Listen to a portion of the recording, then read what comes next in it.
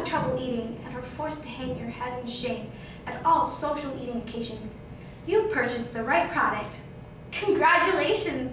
You are now the proud owner of this instructional video, Eating for Dummies. So, in this video, we will go over some very basic topics such as 1. How do I eat? 2. What do I need to know before eating? And 3. What are the dangers in eating? To help me answer these questions, we will be joined by world champion eater, Christie Chase. Christie has 5 world titles in eating and is world-renowned. I'm deeply honored to have this opportunity to meet her. So come on guys, let's go find her. Oh, here she is, Christine. Hello. Hi. So, as you know, you are here to answer our very important questions about eating. We all know that there are many dangers in eating if not done properly. Yes, that is true. Would you mind showing us the proper way to eat? Okay. First, you need a sturdy table and chair. Then, you need a bib, the food you would like to consume, a bowl and or a plate, and the 4 basic utensils. I'm sorry, Christy, but we only see 3. Well, the spork is not shown here. Oh, okay. Well, you've just given us some very valuable information. Would you mind beginning the eating process for us? Okay. First, you put the bib on around your neck. But make sure it's not too tight. How will we know if it's too tight? Hello, I'm Carrie, Christie's trainer. I've been training her for about 7 years now, and I have my degree in food consumption. I've also held a couple large seminars, which you may have seen on the Food Network, PBS, and or YouTube. Now, to answer your question, you will know that the bib is too tight if at any time during your food consumption you begin to feel lightheaded or dizzy. If you do, you must remove the bib immediately. If you don't remove it, you could choke or pass out. Wow, that is a scary predicament. So, Christy, what is the next step in the eating process? Well, next, you decide which food you want to eat and whether it will go in a bowl or on the plate, depending on which food it is.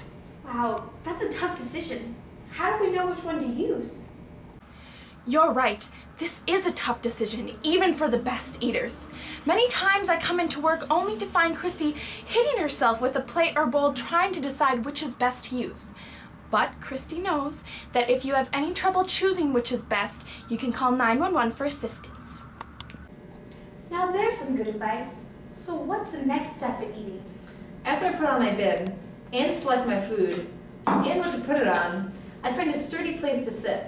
Make sure it's not too wiggly though, or it may fall. You're just full of such great, useful advice today. Thank you.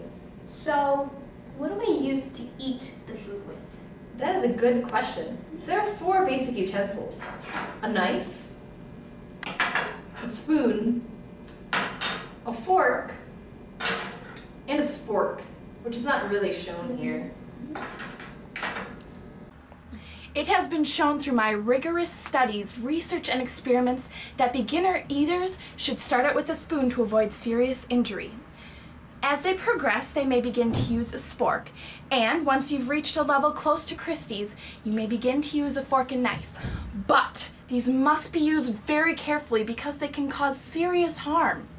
Wow, this is getting intense. Yes, it was around this time in my training that I was almost sent to the hospital because of my carelessness. But now I know that I must be aware of my surroundings at all times when using utensils. And you shouldn't make the mistake I made when first starting out and start with plastic utensils and not go straight to metal. Yes, that was a tough time for Christy. But she persevered, and that's what made her the champion that she is today. I think I speak for all of us when I say, I'm so glad you're alive. Thank you. So, once we've chosen our utensil, how do we use it? Your questions require a lot of thought. Usually, after I have my utensil chosen, I carefully scoop the food onto my utensil, if it is bite-sized. But if it is not, I cut it with my knife. Again, your insight amazes me. you. I try to fill myself with knowledge about my field. For eaters who are not yet ready for a knife, I suggest using a blender. After I have my utensil chosen, I carefully scoop the food onto it, and I move it slowly toward my mouth, making sure that I aim correctly. There have been many times when Christie has misaimed and injured her face, most notably with a fork.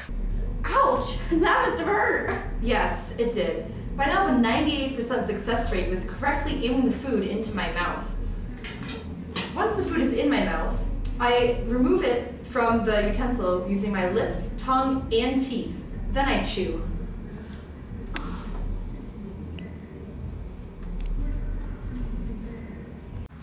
You should make sure that you don't put the utensil too far into your mouth. Up to the handle is far enough.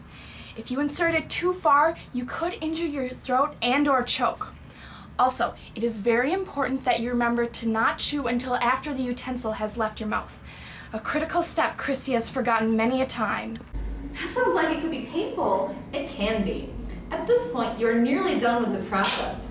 You just need to chew the food until it's in pieces that are easy to swallow.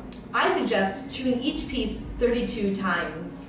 This process should be repeated until the food is gone and/or until you are full. That sounds like it could be painful. It can be. At this point, you are nearly done with the process.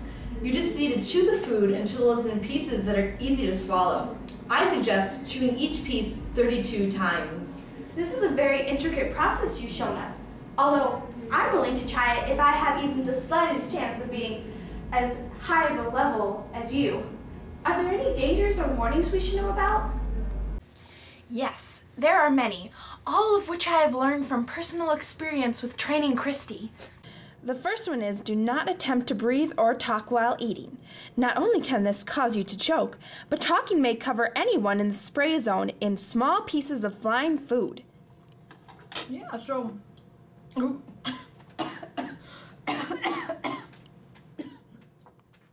Secondly, do not try picking up the knife by the blade.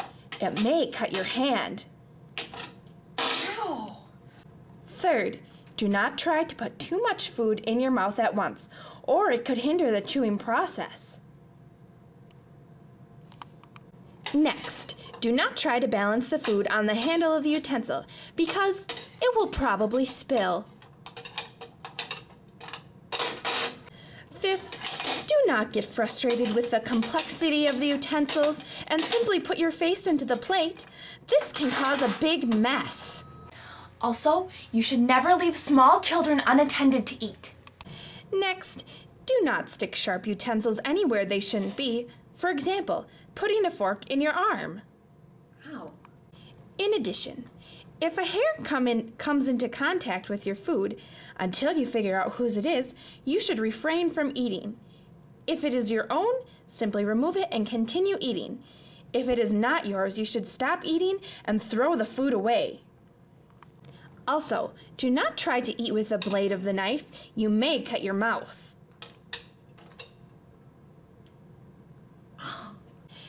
And remember, only your mouth can eat the food. Eat. In conclusion, none of this applies to non-edible things such as plastic. Wow, thank you for that informative information. Thank you for your time. You're welcome. Be sure to remember Christie's slogan, "Eat to live." I'm sure no one will forget that. Any last words, Christie? Eat to live. Eat, live. Thank you. It was a great pleasure having you here today. Eat to live.